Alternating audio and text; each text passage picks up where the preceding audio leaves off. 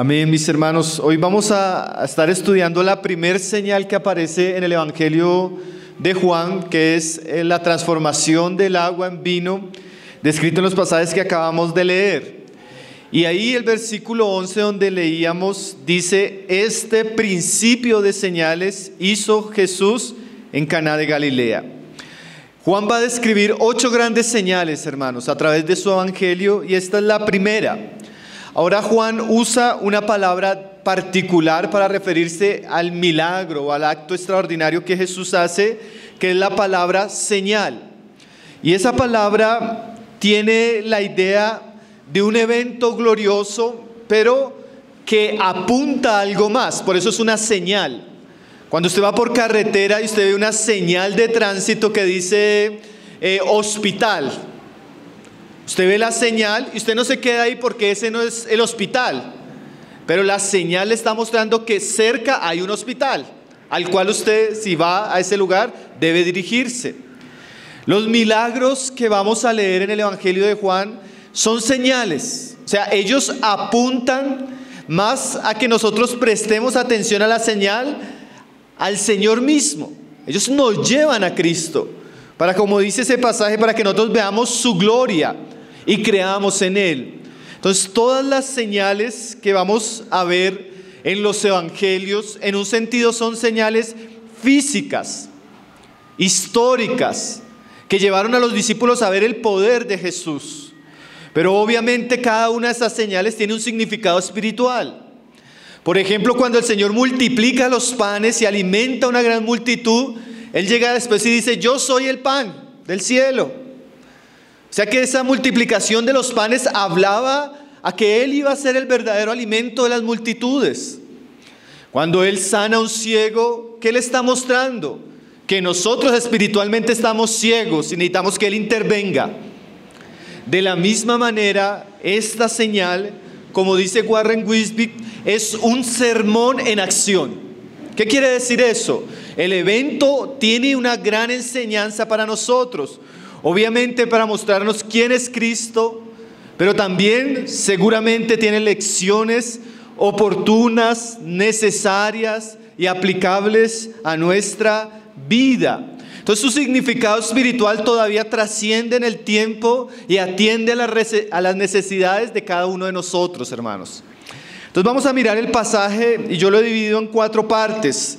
Lo primero, pues, las bodas de Canaán, cómo se nos introduce el contexto del pasaje. Lo segundo es la necesidad del vino y la petición que se le hace a Jesús. Lo tercero es la instrucción que hace Jesús a los siervos. Y lo cuarto es el milagro del vino nuevo y su enseñanza para nosotros. Amén. Entonces vamos a irnos al pasaje, el verso 1, y vamos a ver lo primero, que fue el ambiente donde el Señor hace el milagro, que son unas bodas en Caná. Dice ahí, Juan 2, verso 1. Al tercer día se hicieron unas bodas en Caná de Galilea, y estaban allí la madre de Jesús. Y fueron también invitados a las bodas Jesús y sus discípulos. Estas bodas, pues, era la celebración de un matrimonio. Para los judíos, en su contexto, el matrimonio era una institución divina. Entonces, como un acto social, se celebraba de una manera bien significativa. El matrimonio comenzaba con el acuerdo de una familia con la otra y se entraba en un proceso de preparación que más o menos duraba 1 año, y en ese año se celebraban las bodas. Y las bodas se celebraban cuando el novio se dirigía a su casa nupcial, donde habrían de vivir, y comenzaban una celebración de 7 días. En esa celebración habían invitados, amigos, familiares, y en esa celebración el novio costeaba toda la boda. Y aquí se nos dice que fue invitada María, la madre de Jesús y los discípulos. Se entiende por la dinámica del pasaje que posiblemente eran unos parientes cercanos a Jesús, a María. Y posiblemente María estaba como parte de la organización, porque ella es la que se va a dar cuenta que faltan algunas cosas. Ahora, eso ya comienza a mostrarnos, hermanos, que para Jesús su ministerio no fue un ministerio que lo aisló de las personas. A diferencia de Juan el Bautista que estaba en el desierto, Jesús comía con la gente, Jesús visitaba a las personas en sus casas y Jesús entraba a sus eventos sociales, ¿sí? Un matrimonio. Ahora, hermanos, curioso que el Señor use unas bodas para hacer su primer milagro. Algunos comentaristas dicen que eso es muy significativo, porque el libro de Génesis comienza con unas bodas y el libro de Apocalipsis termina con unas bodas y el Evangelio de Juan comienza con unas bodas. Generalmente en la Biblia, desde el Antiguo Testamento hasta el Nuevo Testamento, Dios usa la figura del matrimonio para hablar de su relación con su pueblo. Entonces Él escoge estas bodas para hacer una señal mostrando a sus discípulos quién Él era, pero que tiene un significado importante para nosotros. Ahora dice el verso 2, hermanos, que también fueron invitados a las bodas Jesús y sus discípulos. Jesús ya tenía por lo menos 6 discípulos, ¿no? Pedro, Andrés, Juan, Jacob y Felipe y Bernabé. 6 discípulos que ya estaban comenzando a conocer a Jesús, que ya habían tenido impresiones de quién era Jesús. Jesús es invitado a la boda. Puede ser que haya sido invitado simplemente por el hecho de que eran parientes cercanos. Pero como nos vamos a dar cuenta en este pasaje, la diferencia que hace que Jesús esté a la diferencia que hace que Jesús no esté en una situación, ¿no?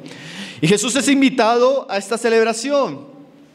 Hermanos, y ya ahí comenzamos a ver cosas interesantes. En todos los sucesos y aspectos importantes de nuestra vida, Jesús debería ser invitado. Y no solo Jesús, podríamos decir que Jesús y sus discípulos. Todo asunto importante, relevante en nuestra vida debería ser un asunto en el cual nosotros deseemos que el Señor esté allí. Imagínense, Él era la luz del mundo, el Salvador. Era el Verbo encarnado, era Dios con nosotros, era el Cordero de Dios. Y esta familia tiene la oportunidad de que Jesús entre y participe de su celebración. Como alguien decía, el mejor regalo, el aspecto más importante para un matrimonio es que Jesús esté ahí. Porque si Jesús no está ahí, hermano, el asunto va a ser difícil. Como dicen en portugués, difícil demais. Demasiado difícil.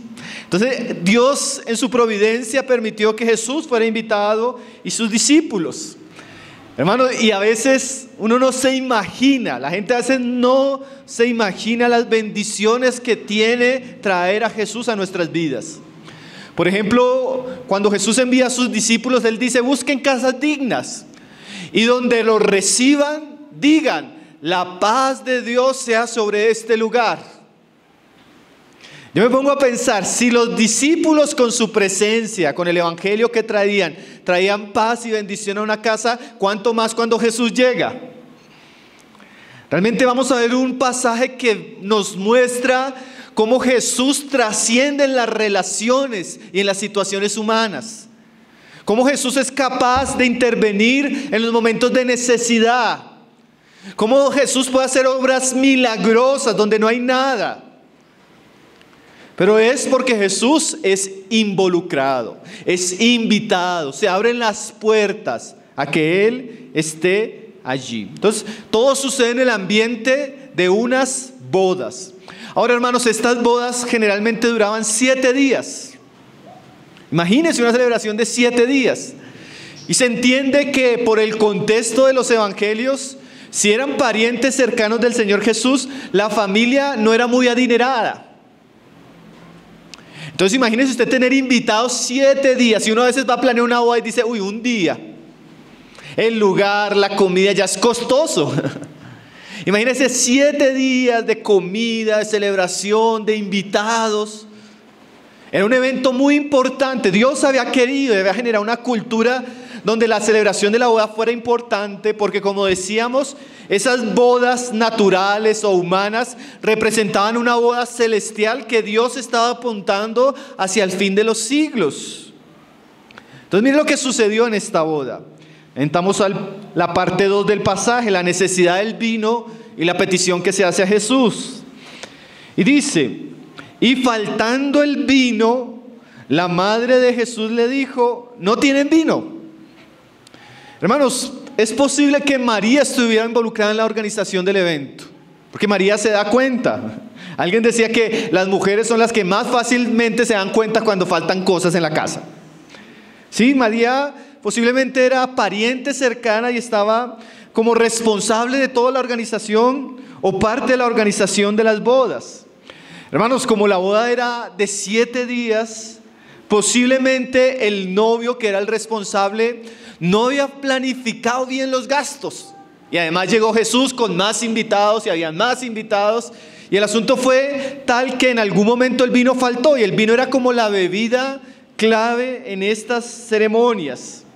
Ahora, el asunto era tan serio. Yo creo que a veces cuando uno no conoce el contexto social y cultural en el que se escribió la Biblia, uno no entiende tanto el asunto.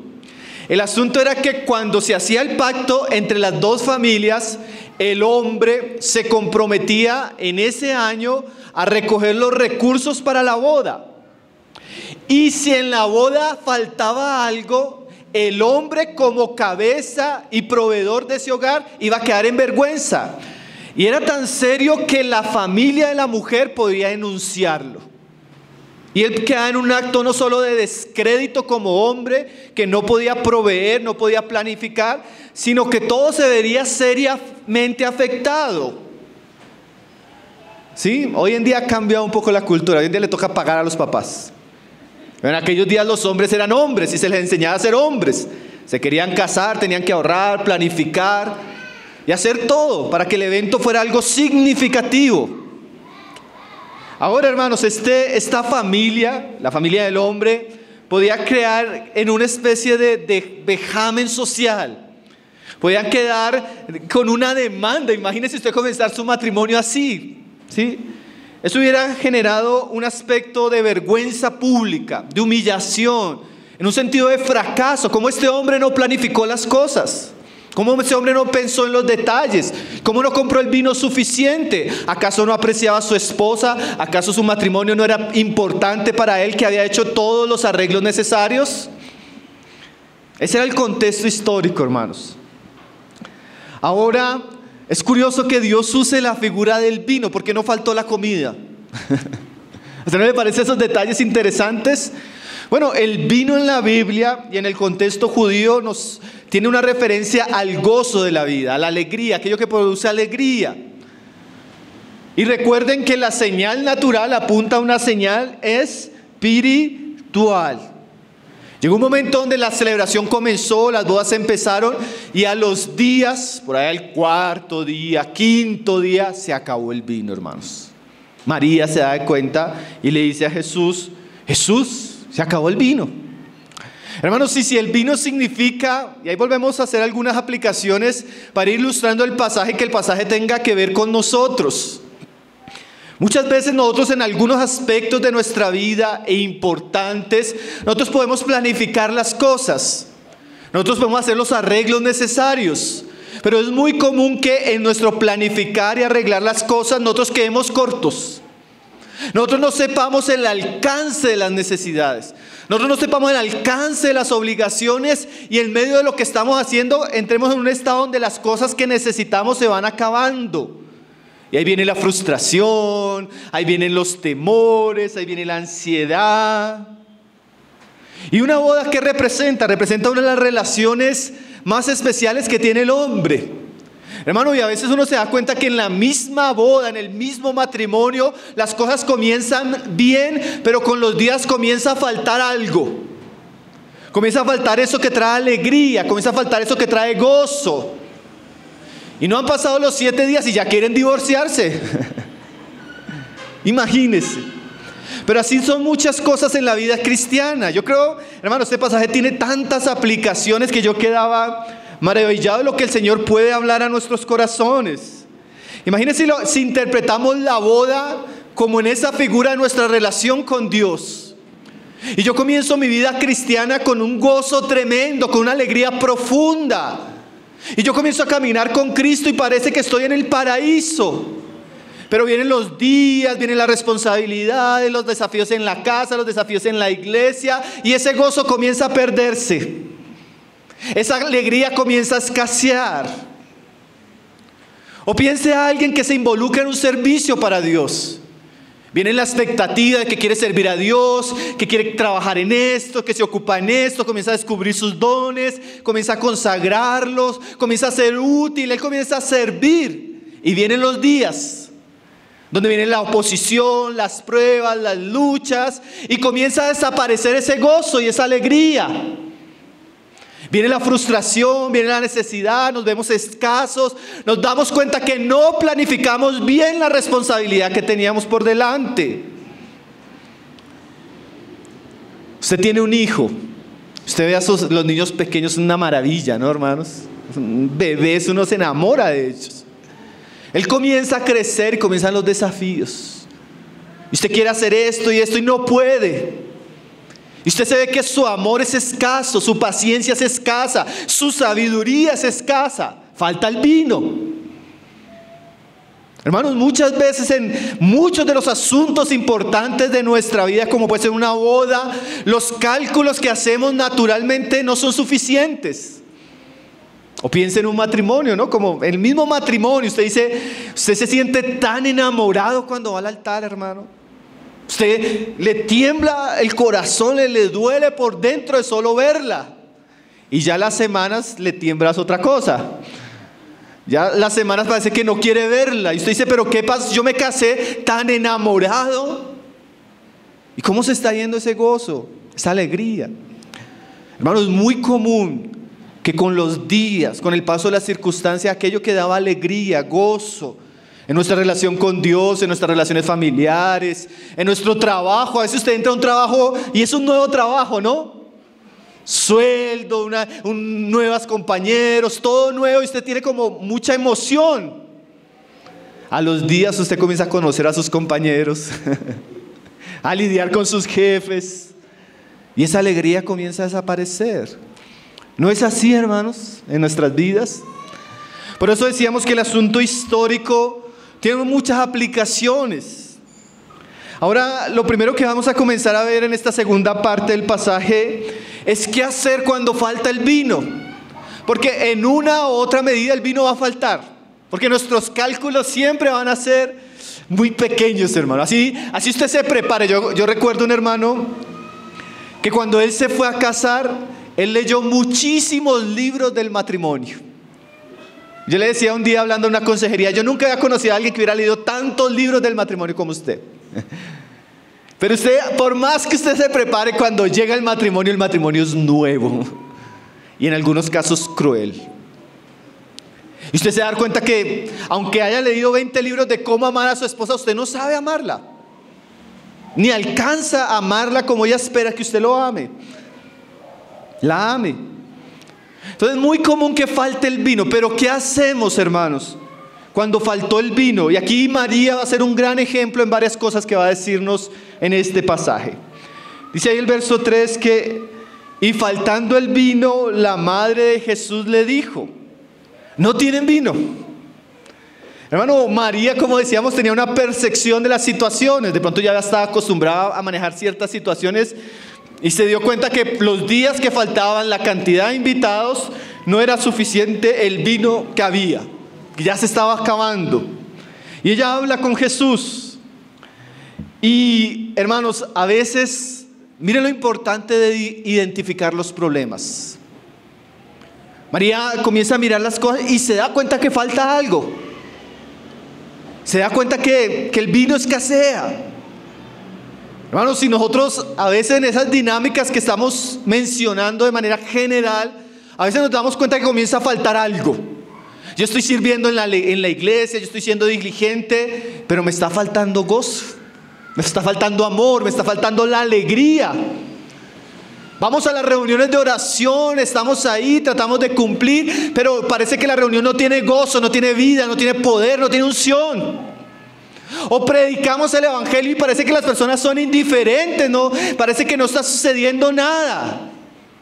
O intento ayudar a mi hijo a conocer al Señor, pero me doy cuenta que no estoy siendo sabio. Falta algo. Hermano, y qué importante identificar cuando faltan cosas en nuestra vida, porque eso nos da la oportunidad de venir a Jesús. Eso nos da la oportunidad de clamar a Él, entregarle los asuntos. Eso nos da la oportunidad de suplicar. Y miren lo que hizo María, hermanos, que es un ejemplo. María fácilmente hubiera podido comenzar a generar una especie de caos en medio del ambiente. Imagínense, María fuera una mujer imprudente y escandalosa. Falta el vino y comienza a salir ahí por las mesas. Imagínense, el novio no compró el vino suficiente, qué irresponsable, ¿no? Hermanos, si a veces somos así, faltan cosas, y en vez de ir a aquel que puede suplirlas, entramos en un conflicto. Imagínese, hubiera llegado María brava a la mesa del novio. ¿A usted qué le pasa? ¿Cómo se le ocurre preparar una boda y no comprar el vino suficiente? Irresponsable. Así somos, ¿no, hermanos? Cuando faltan las cosas buscamos culpables. Cuando faltan las cosas murmuramos. Cuando faltan las cosas exponemos y generamos un ambiente de tensión. Cuando lo que nos enseña la palabra es que lo que pudiéramos hacer es acudir al Señor. Señor. Ella va al Señor y le dice: Señor, falta el vino. Se están quedando sin vino. Hermano, y eso no solo habla de una situación que podemos estar experimentando, sino es una situación que nosotros podemos aplicar a nuestra oración y vida de intercesión hacia otros. Señor, yo estoy viendo tal matrimonio, Señor, y le está faltando el vino, Señor. Perdieron el gozo, perdieron la alegría, Señor. Señor, yo estoy viendo a los hermanos que están haciendo este servicio y ya no lo hacen con alegría, están amargados, están frustrados, Señor. Les está faltando el vino, Señor. Yo veo que mi esposa, que antes se deleitaba en sus hijos, ahora está frustrada, Señor. Señor, yo veo que estamos pasando aún un tiempo como iglesia donde está faltando el gozo, la alegría. Los hermanos están viniendo a las reuniones. Los hermanos que servían están sacando el cuerpo. Los hermanos que estaban antes con mucho amor y pasión, hoy no están ni siquiera viniendo. María comienza a interceder, hermanos. María comienza a orar. María comienza a decir: Señor, les falta el vino. Hermano, ese tipo de oración es una oración frecuente que debemos hacer. Cuando las cosas comienzan a escasear, cuando las cosas se comienzan a poner difíciles, cuando las pruebas vienen, en vez de angustiarnos, en vez de ser alarmistas, en vez de ser pesimistas, necesitamos aprender a ir a Jesús, hermanos. Primeramente al Señor. Y orar, suplicar, rogar, llevar nuestra carga, nuestra angustia, nuestra prueba, aquel que verdaderamente la puede cambiar y transformar. María seguramente recordaba, ¿se acuerda esas palabras que le dijeron cuando Jesús estaba en el templo? María seguramente recordaba el sueño, la visión que tuvo José. María seguramente había visto la vida de santidad y de perfección de Jesús durante 30 años. Tal vez María ya había escuchado lo que le habían dicho Juan y Andrés a Jesús de Juan el Bautista. Y María sabe que el que puede cambiar el asunto es el Señor. Y qué bueno, hermanos, que nosotros sepamos que el único que puede cambiar nuestras necesidades verdaderas, el único que puede transformar nuestros corazones, nuestras vidas, nuestras familias, nuestros hijos, nuestro servicio a Él, es Él mismo. Y qué bueno que podamos llevar nuestros asuntos a los pies de Jesús. Señor, falta el vino en mi matrimonio. Señor, falta el vino en la iglesia, falta el vino en mi servicio, en mis hijos. Mis hijos no tienen vino, andan pegados como esclavos al celular, Señor. Sálvalos de esa vida miserable, Señor. Falta vino, falta gozo, falta amor, falta consagración, falta santidad en medio de nosotros, Señor. Haz algo, no queremos vivir esa vida insípida. Interven, Señor. ¿Cuántos se necesitan? Mujeres, hombres, padres, hermanos que rueguen así en la iglesia para que haya vino. El vino, el gozo que solo puede dar Cristo, su Espíritu. Entonces María le trae el asunto al Señor. Y mire la primera respuesta que le da el Señor a María. Verso 4, le dijo Jesús: ¿qué tienes conmigo, mujer? Aún no ha venido mi hora. Esa respuesta ha generado mucha controversia, aunque yo no quiero realmente entrar mucho en la controversia. Pero la respuesta de Jesús, primero, no es irrespetuosa para su madre, porque esa palabra que se usa en el griego mujer se podría traducir como madame, y era un término que se usaba hasta para las mujeres importantes, la esposa de Julio César, y varias literatura antigua lo usa como una manera de honrar a la mujer, no era un término despectivo. Jesús le está diciendo, mujer, madame, ¿qué tienes conmigo? Aún no ha venido mi hora. Porque el Señor responde primeramente así. Bueno, lo primero que podemos decir es que el Señor va a decirnos más adelante que todo lo que Él va a llevar a cabo, tanto sus milagros como sus hechos, son parte de una agenda divina. Él no seguía el capricho humano. Él no iba a seguir a su mamá en sus planes, ni a sus hermanos en sus planes. Tanto a su mamá como a sus hermanos les dice, aún no ha llegado mi hora. ¿Se acuerdan cuando los hermanos le dicen, si quieres darte a conocer, sube a la fiesta? Y Él les dice, pues su tiempo siempre está pronto, pero mi tiempo aún no ha llegado. Da a entender primero que Jesús no se mueve bajo la circunstancia ni la presión ni siquiera de su mamá, en su carne, ¿no? Pero también eso tiene una lección para nosotros, hermanos. En nuestras crisis, en nuestras necesidades, nuestra súplica a Cristo tiene que estar sujeta al tiempo del Señor. El Señor sabe cuándo responde, hermanos. El Señor tiene un tiempo para nuestras oraciones. El Señor tiene un tiempo para nuestras peticiones. El Señor tiene un tiempo para nuestras súplicas. El pasaje no nos dice, podemos especular. Puede ser que de la petición al milagro hubiera pasado un día. Porque la boda duraba 7 días, hermanos. A veces oramos al Señor, Señor, estoy frío. Estoy seco, Señor. No tengo vino, no tengo gozo, no tengo alegría. Me cuesta hasta congregarme, me cuesta orar. Señor, cambia esta situación. Y a veces el Señor pudiera que en su gracia inmediatamente usted reciba ese revestimiento. A veces ha pasado, ¿no? Yo creo que usted ha tenido experiencias de que vamos secos, vamos en una lucha espiritual, oramos, suplicamos, leemos la palabra y salimos refrescados, nuevos, ¿cierto? A veces no es inmediatamente.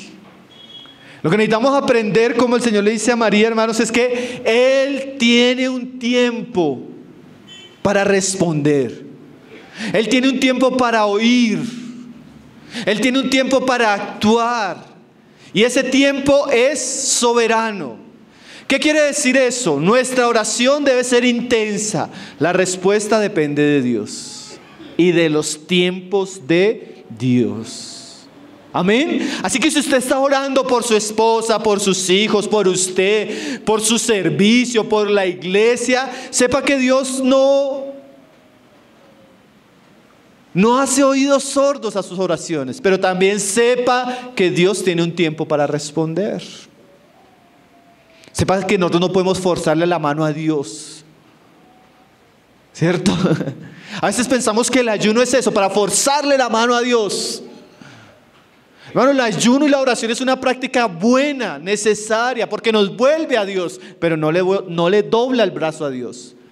Dios es soberano en responder. Ahora el verso siguiente nos muestra algo interesante todavía más en María. Dice ahí el verso 5, su madre dijo a los que servían, haced todo lo que os dijere. Bueno, puede suceder que en algún momento Jesús cambió su actitud hacia la petición.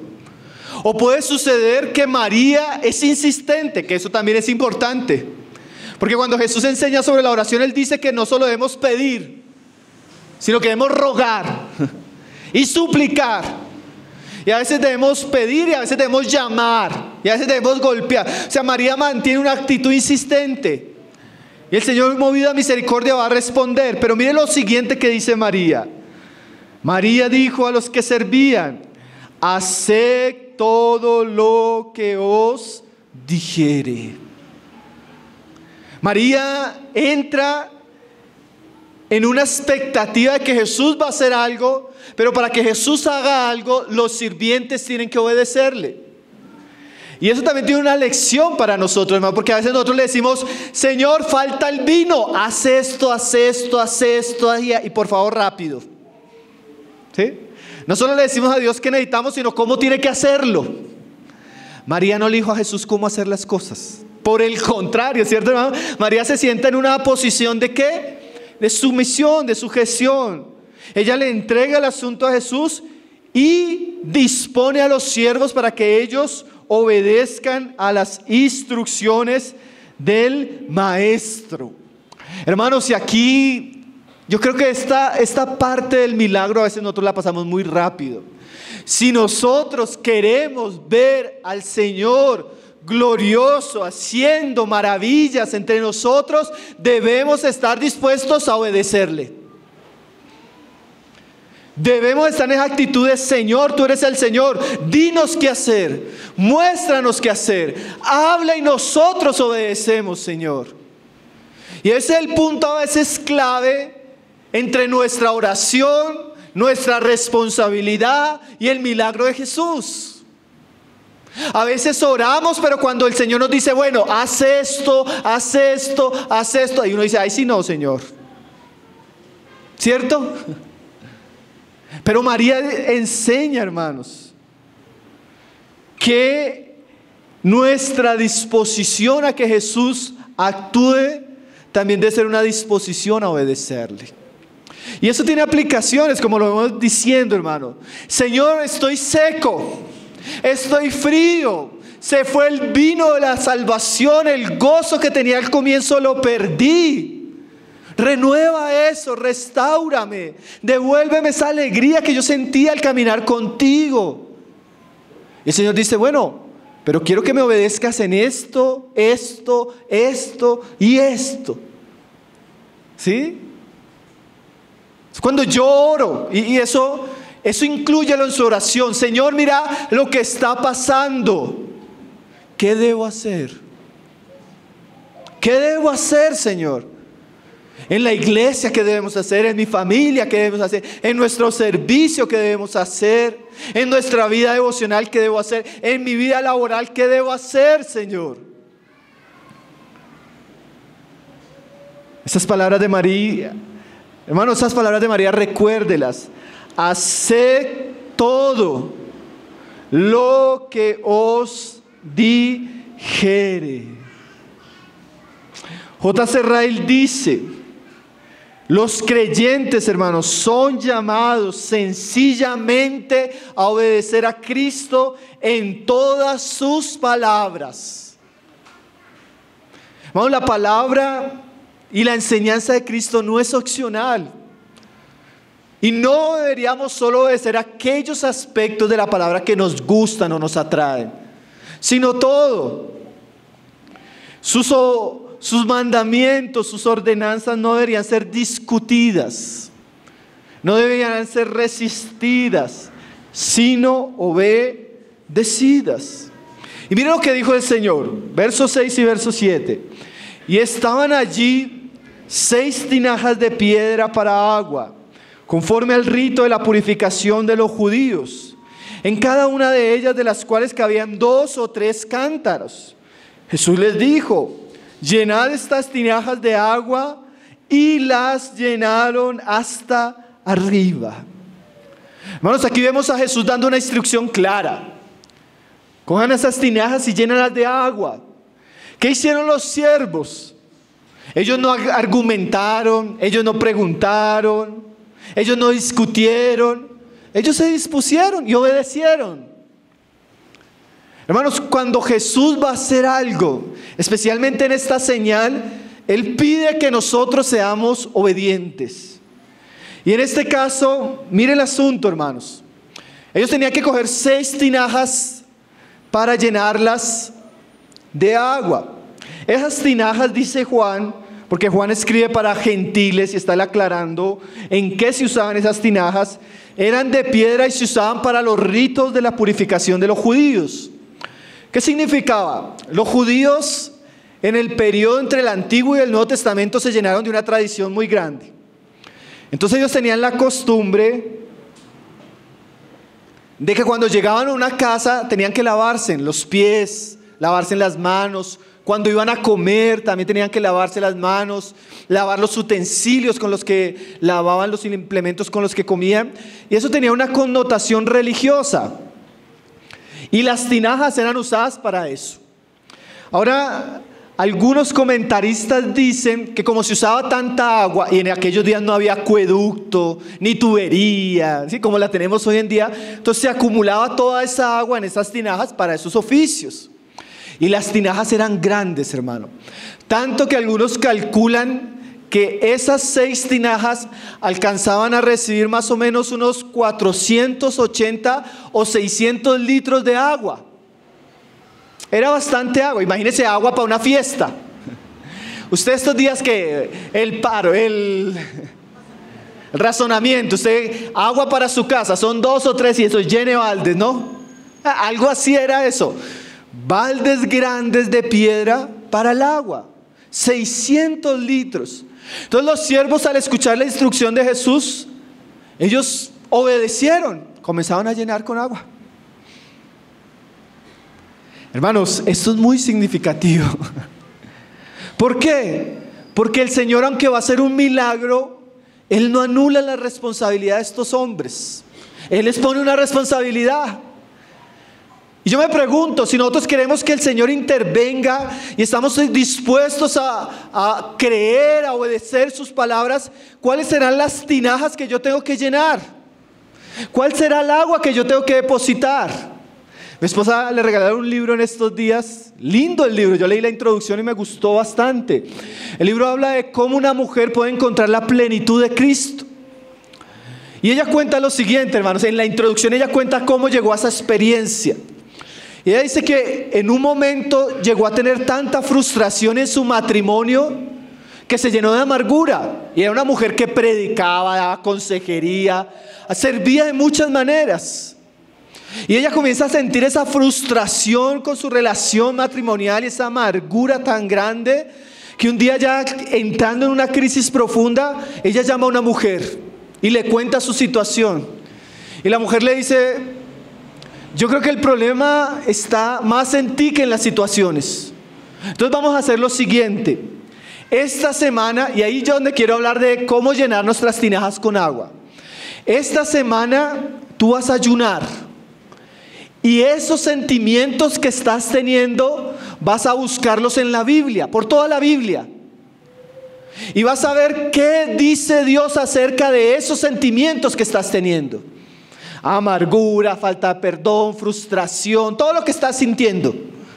Y después de leer todo lo que dice la Biblia en eso, vas a escribir qué son esos sentimientos para Dios. Cómo el diablo puede usar esos sentimientos. Y con qué fruto del Espíritu Santo vas a tratar con esos sentimientos. Mira esa tarea. ¿Cuál era la tarea? Llenar las tinajas. Llenar las tinajas. Y dice ella que ella comienza a orar, a ayunar, comienza a buscar la palabra y se da cuenta que efectivamente su problema no estaba en su relación con su esposo, sino que su problema estaba en su relación con Dios. No conocía a Cristo. Cristo no era suficiente para llenarla a ella, de tal manera que ella buscaba ser llenada en otras cosas. Y ella comienza en un camino de buscar a Cristo y de encontrarlo de manera maravillosa, hermanos. Y eso es lo que de alguna manera yo entiendo que puede representar ese llenar esas tinajas. Yo quiero que mi vida cambie. Bueno, el Señor seguramente me va a decir: bueno, comienza a llenar tu vida, tu tinaja, con el agua de la oración, con el agua de la lectura de la palabra, con el agua de la consagración. Apaga el teléfono, sal de internet. Comienza a orar, comienza a dedicarle tiempo a Dios, a Cristo, a su palabra. Comienza a buscarle. Llena tu tinaja. Hermano, a veces nosotros queremos que Dios haga milagros de la nada. Ni nos congregamos, ni buscamos del Señor, ni nos esforzamos. Y a veces es un acto de fe importante hacer cosas en un momento donde no sentimos el gozo y la alegría de hacerlas. Que yo no voy si no estoy bien, yo no sirvo si no esto, yo no esto si esto. hermanos, eso es la ecuación contraria. La ecuación es: buscamos, hacemos lo que tenemos que hacer, esperando que Dios haga lo que nosotros no podemos hacer. Sí, esa es la ecuación del milagro. Ellos: Señor, si tú dices que yo tengo que llenar mi tinaja de eso, lo voy a hacer. Así deberíamos sernos, Señor. Si tú quieres que mi vida cambie y tú me dices que lo que necesito es comenzar a orar, voy a orar. Si tú quieres que lo que quieres es que mi matrimonio cambie, lo que tú dices es que yo necesito dedicarle más tiempo, ser paciente, cuidar mis palabras, vigilar para no ser tan egoísta, me va a proponer hacerlo. Si tú dices que el servicio, para que sea eficaz, yo tengo que estudiar, yo tengo que prepararme, yo tengo que instruirme, yo tengo que consagrarme, yo tengo que apagar ciertas cosas que me distraen, lo voy a hacer porque yo quiero ver tu gloria en medio de mi servicio. Pero hermanos, a veces nuestras tinajas están vacías, no tienen agua. Somos irresponsables, no hacemos lo que tenemos que hacer. Y el milagro consiste en limitarnos a obedecer a Cristo en todo lo que Él dice, esperando que Él haga lo que nosotros no podemos hacer. Y yo me pongo a pensar, ¿cuál sería el agua que usted tiene que incluirle a su tinaja? Usted debería ser como esa mujer, identificó cuál es su problema. Mi problema es la lujuria, mi problema es la falta de perdón, mi problema es la amargura, mi problema es la incredulidad, mi problema es la ansiedad, mi problema es mi boca, mi problema es mi esposa. No, seguramente no es ella, es usted, ¿no? Mi problema es mi hijo, mi problema es el trabajo, mis jefes. Mi problema es el hermano Pablo. ¿Cuál será el problema, hermanos? No, el problema es que tal vez tenemos que llenar nuestras tinajas de agua, hermanos. Ayer tuvimos, hermano, una enseñanza tremenda del pasaje de Lucas. Y alguien me decía después de la enseñanza: hermano, entendí tal vez por qué mi vida de servicio a Dios está así. Yo necesito llenar mi servicio con ciertos ingredientes, si no mi servicio va a ser sin vino, sin gozo, sin alegría. Pero no venimos a la reunión del sábado, hermanos. No oramos, no tenemos tiempo para las cosas del Señor. Ayer veíamos un pasaje: el siervo va al trabajo del campo y cuando llega a la casa, ¿qué espera? Que su señor le diga: siéntate y sírveme. No, el Señor le dice: prepárame la comida, ¿cierto, hermanos? Nosotros debemos estar ocupados de las cosas del Señor, llenando nuestras tinajas, esperando que la gracia y la misericordia de Dios intervenga y transforme eso en vida, en gloria, en gracia. Hermano, nos corresponde llenar las tinajas. Hay un pasaje que me recuerda, solamente para mencionarlo. ¿Ustedes recuerdan cuando Abraham le está buscando una esposa a su hijo Isaac? Y él llega, el siervo llega al pozo y dice: Señor, dame una señal. La mujer que venga, mírenlo, la señal, hermano. La mujer que venga y yo al pedirle agua, ella coja y le dé alimento y agua a todos mis camellos y a mi siervo. Esa es la mujer que tú has escogido para mi siervo Isaac. ¿Conocen el pasaje, hermanos? ¿Cómo se llamaba esa mujer? Rebeca.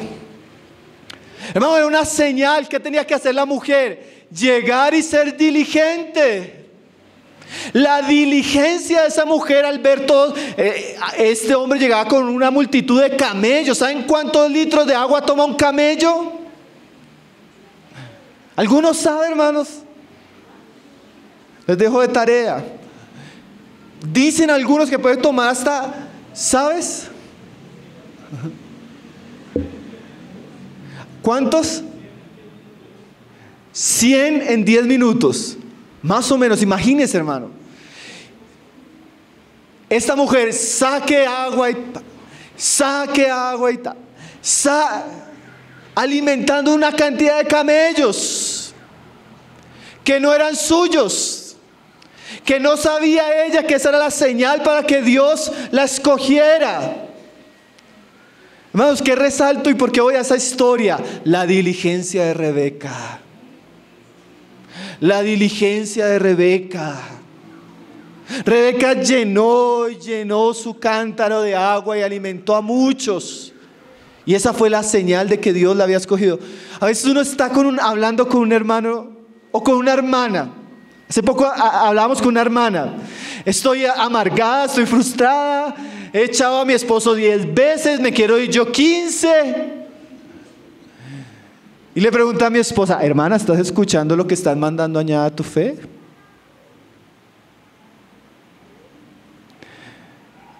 Ese tipo de irresponsabilidades diarias, hermanos, de no orar, de no escuchar la palabra, de no leer, de no congregarnos, de no llenar nuestras vasijas, hacen que no haya un lugar donde el Señor transforme. ¿No es así, hermanos? Hermanos, que ya me siento que una muerte espiritual terrible. ¿Estás orando? No, hermano, no tengo tiempo. La falta de diligencia en nuestras disciplinas espirituales, hermano, hacen que no haya lugar para que Dios haga algo milagroso en nuestras vidas. ¿Cuál es su tinaja que tiene que llenar, mi hermano y mi hermana? Y yo, ¿cuáles son las tinajas que ahorita yo digo: Señor, falta vino? ¿Y qué hacemos? Bueno, tal vez hay unos 600 litros de agua por llenar. Y tal vez hasta que no llenemos esas tinajas de agua, tal vez no vamos a ver la intervención de Jesucristo en nuestras vidas. Dice ahí, ahora el milagro, verso 8, hermanos. Entonces les dijo: sacad ahora y llevadlo al maestresala. Y se lo llevaron. El maestresala era alguien que dirigía la reunión, encargado de probar la comida, encargado de probar el vino. Y Jesús va y manda a probar el asunto, porque el milagro tenía que ser comprobable, ¿cierto? Ellos van en fe y lo traen al maestresala. Y miren lo que dice el hombre, verso 9: cuando el maestresala probó el agua hecha vino sin saber él de dónde era, aunque lo sabían los sirvientes que habían sacado el agua, llamó al esposo y dijo: todo hombre sirve primero el buen vino, y cuando hayan bebido mucho, entonces el inferior, mas tú has reservado el buen vino hasta ahora. Hermano, este hombre no sabía de dónde venía el vino. Y cuando él lo prueba, se sorprende, porque pues la costumbre y lo obvio era que en una ceremonia con eso usted comenzaba con el mejor vino. Ya cuando la gente iba pasando los días, usted les iba dando algo de inferior calidad. Pero aquí sucede algo extraordinario. El vino mejor quedó para el final. Y cuando él lo prueba, él inmediatamente llama al hombre. Imagínense, este hombre no tenía nada que ver. Ayer hablábamos de eso, ¿no? Cuando el Señor hace algo extraordinario y nosotros nos llevamos el crédito, pero el crédito se lo lleva el Señor. Para que escuche la enseñanza de ayer, usted que no vino, sin vergüenza. El Señor transformó el vino y llama al hombre y le: dejaste lo mejor para el final. Hermanos, cuando Dios hace algo, eso es visible. Cuando Dios hace algo, usted lo ve, lo palpa. Es extraordinario, llama la atención. Y a eso apunta ese vino nuevo, esa nueva realidad, ese nuevo gozo, esa nueva vida, esa nueva etapa de satisfacción, de plenitud con Cristo, en nuestra familia, en nuestro servicio, como iglesia. Cuando el Señor está haciendo algo, eso se ve, se palpa. La gente dice: ¿cómo tenías esto y no lo habías sacado? ¿Cómo haces para vivir eso de esa manera? ¿Cómo es tu matrimonio? ¿Cómo tu servicio es así? Hermanos, el testimonio del maestresala nos muestra que el milagro fue real. que el milagro fue palpable, que cuando él probó este vino dijo, yo no había probado un vino así. Este era un vino diferente, era un vino hecho de la mano milagrosa, omnipotente de nuestro Señor Jesucristo. Aquel que había hecho las vides, los pámpanos y el fruto de ellas, ahora de la nada, del agua, había hecho algo nuevo, un vino nuevo que llama la atención. Hermanos, si podríamos decir que ciertamente ese vino nos habla de la plenitud de la vida de Cristo, del gozo, de la realidad espiritual que el Señor quiere dar a su pueblo, a sus hijos, a los que creen, a los que le buscan, a los que le obedecen, a los que claman a Él. Y cuando Él responde es algo visible, es algo palpable. La gente se da cuenta de que hubo un milagro, de que lo que era imposible para nosotros, Dios nos lo concedió. De lo que nosotros no podíamos hacer por nuestras fuerzas, Él en su misericordia lo transformó. Hermano, yo pensaba, yo quisiera ver ese milagro en mi vida, en mi corazón, en mi servicio, en mi familia. Que las personas vean y digan, oiga, yo veía que el hermano Pablo era antes diferente y ahora tiene otras cosas, tiene algo diferente. Sabe diferente cuando predica. Sabe diferente cuando nos habla, cuando nos aconseja. Eso yo quisiera que los hermanos vieran en mí, hermano. Eso yo deseo que haga Cristo en mi vida, en mi casa. ¿Usted no desea eso, hermanos? Que la gente cuando prueba diga, oiga, sutano, usted ya no es el mismo, ¿cierto? ¿Cómo cambió su matrimonio? Mire sus hijos, qué bendición. Su servicio, hermano, cuando usted sirve es tan precioso. Cuando usted ejercita sus dones hay algo diferente. Hermano, ¿no desea usted eso? ¿No desea usted esa transformación en su vida, en su familia? Que usted llegue a su casa y el ambiente ya no sea ese ambiente pesado de problemas, de contienda, sino un ambiente donde se respire a Cristo, el amor, la paz. Cuando usted venga a la reunión ya no viene con esa pesadez y esa obligación, sino viene con esa alegría, ese gozo de encontrarse con Cristo y sus hermanos. Hermano, este hombre, al presenciar el milagro de Jesús, fue libre de la vergüenza, fue libre de las consecuencias que iba a traer sobre él esta situación.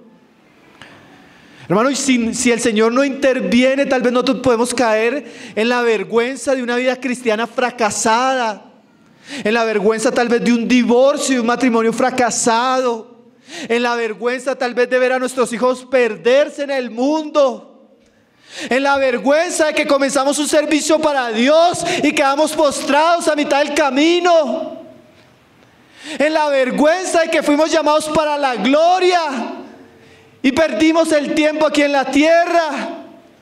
Si el Señor no hace un milagro en nuestras vidas y nos transforma, tal vez vamos a quedar en vergüenza pública. Que Dios opere sus maravillas por el poder de su Hijo Jesucristo en nuestras vidas. Porque cierto es que cuando Jesús interviene todo cambia, hermanos. Y yo creo que cada vez más nos estamos dando cuenta de la necesidad de que Jesús intervenga en nuestros corazones, en nuestras casas, en nuestros trabajos, en la iglesia. Que Dios haga algo, hermanos, entre nosotros. Que estos estudios, que estos mensajes nos despierten a volver a Él, a desear escuchar su palabra, a desear que Él haga algo nuevo en nuestras vidas. Algo que tal vez nunca habíamos visto, aprendido y conocido de Él. Y dice ahí el verso 11: este principio de señales hizo Jesús en Caná de Galilea y manifestó su gloria, y sus discípulos creyeron en Él. Hermanos, estas señales apuntan a la doctrina que estamos enseñando. Esta señal muestra de manera clara que Jesús es divino por su poder, por su omnisciencia, Eran señales para que ellos entendieran que el que estaba delante de él era el Cristo, el Hijo del Dios viviente, y confiaran en él. Y de aquí en adelante ellos van a comenzar a ver una serie de señales para que su fe cada vez sea más alimentada, robustecida, confirmada. Pero no solo ellos, ¿no, hermanos?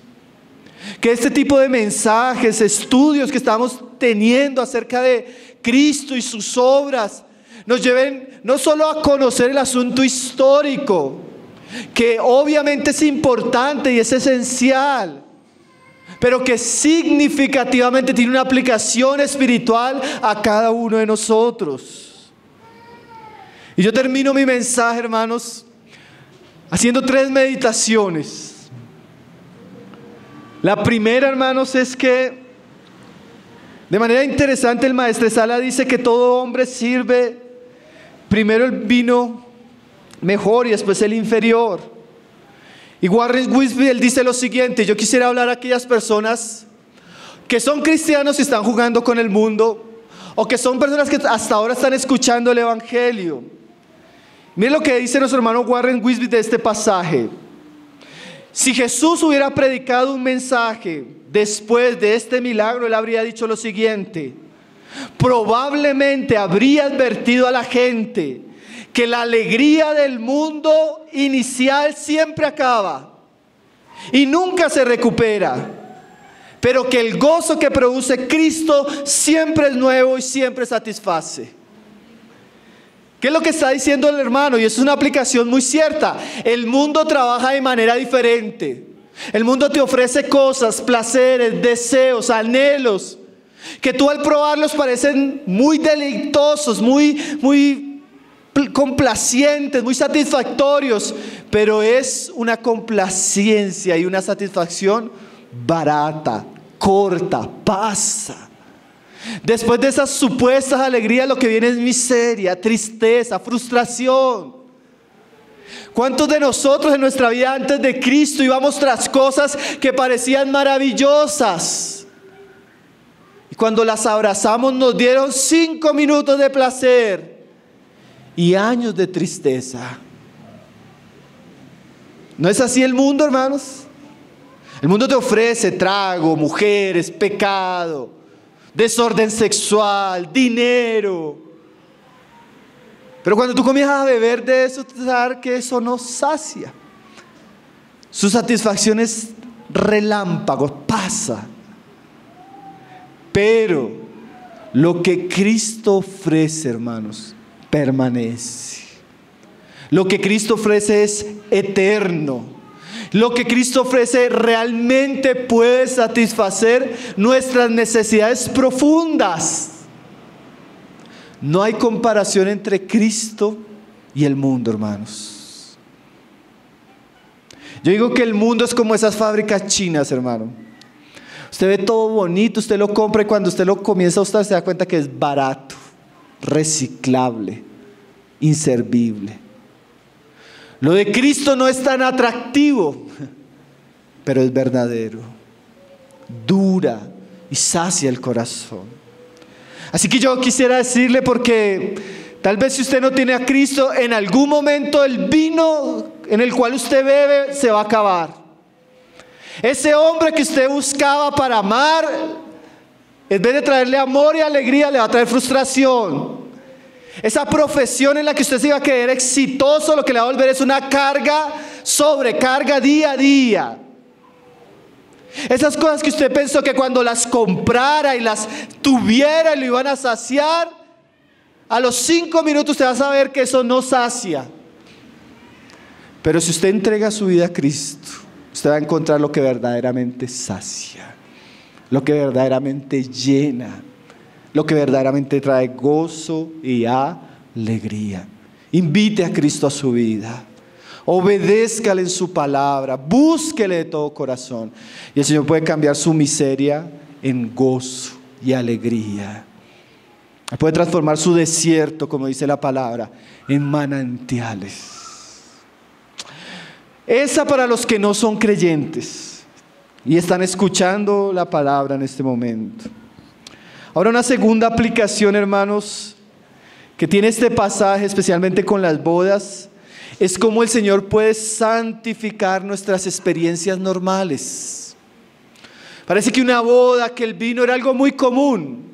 Hermano, y bueno, hago la aclaración que no había hecho en todo el mensaje. No es que Cristo esté a favor de la borrachera y les multiplicó el vino a los borrachos. Que hay gente que toma estos pasajes para hablar así, ¿no? Si usted dice eso, hermano. No, hermanos, era un evento social, familiar, que daba gloria y honra a la santa institución que Dios había establecido en el matrimonio. No era una taberna, no eran borrachos, eran familias celebrando la unión de un hombre y una mujer. Es diferente, ¿cierto, hermanos? Como cuando usted ofrece un champán en su matrimonio. Es ese contexto. Pero la aplicación es la siguiente, hermanos. Jesús puede transformar las experiencias normales y comunes de nuestra vida. Un matrimonio, hermano, un trabajo, la soltería. Porque así como Jesús se puede glorificar en un matrimonio, también se puede glorificar en la soltería. Así como Jesús se puede glorificar cuando predicamos la palabra, también se puede glorificar cuando trabajamos en nuestras empresas. Así como se puede glorificar en las cosas más extraordinarias, Él también llega a lo simple, a lo común. Entonces invite, deje, obedezca la palabra de Cristo para que Él pueda volver su lugar de trabajo, su familia, sus deberes diarios en algo donde usted encuentre el gozo y la plenitud de Cristo. Invítelo. Invítelo, ahora Él es nuestro pariente cercano, Dios con nosotros. Cuántas cosas maravillosas que Él puede hacer en nuestra vida, ¿no, hermanos? En nuestro trabajo, en nuestras relaciones. En cada uno de los aspectos que vimos, Él puede tener un mejor vino. Y termino, mis hermanos, más que con una aplicación, recordando que todo esto se hizo y se escribió para que nosotros conozcamos quién es el Señor. Hermanos, si uno hiciera una aplicación, porque en la historia, bueno, esta historia se ha usado para muchas alegorías en la historia de la iglesia, algunas exageradas. Y algunos de los padres de la historia de la iglesia hacían unas alegorías exageradas, pero que algo de cierto tienen. Y permíteme, yo tomo algunas de ellas. Toda la religión de los judíos expresaban esas tinajas de agua. Todo el Antiguo Testamento era una religión sin vida. Era una religión muerta. Era una religión que no traía gozo y alegría al corazón de los hombres. Pero cuando Cristo se manifestó, cuando Cristo habitó en medio de nosotros, dio inicio a una nueva era. La era del Espíritu Santo, la era del nuevo pacto, la era donde el Espíritu iba a llenar nuestros corazones de Dios. Ha llegado el cumplimiento de los tiempos, hermano. Ahora hacemos parte de esa gran familia que está siendo unida a Cristo y que nos espera la gran celebración celestial. Jesús, hermanos, es el que cambió todo. Él es nuestro Dios. Él es omnipotente. Para Él no hay milagro imposible. Creamos que lo que Él hizo en aquellos días lo puede hacer de nuevo. Oremos, hermanos, supliquemos y deseemos que Él intervenga en nuestras vidas. Como cantábamos, hermano, el tierno amor de Jesús nunca cambia. Sus misericordias no tienen fin. Y hoy puede renovar sus misericordias y su poder en medio nuestro. Yo quisiera, hermanos, que terminemos orando, pero orando muy puntualmente. Yo quisiera invitar a aquellos hermanos que tal vez están sintiendo que el vino se les está acabando, hermanos, que se pongan en pie. Yo quisiera invitar a 2 o 3 hermanos que vengan aquí al frente. Vamos a orar por la iglesia. Nos hemos dado cuenta, hermanos, y tal vez de pronto podemos cantar una canción para cerrar también la reunión. Nos hemos dado cuenta, hermanos, que estamos viviendo tiempos difíciles. Han venido muchas pruebas sobre nuestras vidas, sobre nuestras casas, muchas pruebas a aquellos que estamos sirviendo. Entonces vamos a orar, hermanos, porque el camino que nos mostró María es poner todas las cosas a los pies del Señor y suplicar que Él haga algo maravilloso.